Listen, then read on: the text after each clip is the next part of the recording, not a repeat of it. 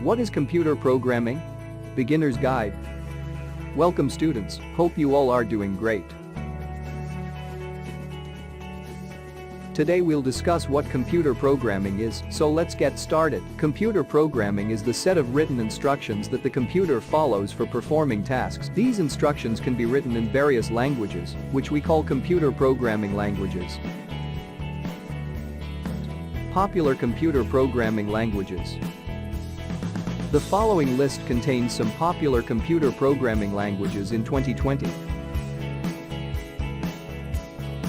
Python.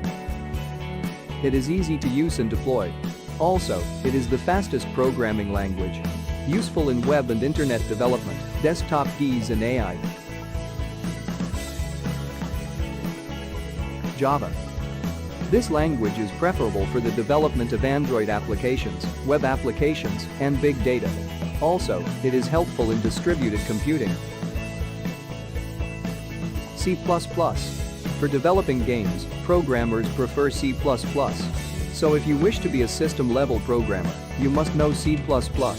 Useful in advanced computations and graphics compilers. Thanks for watching the video.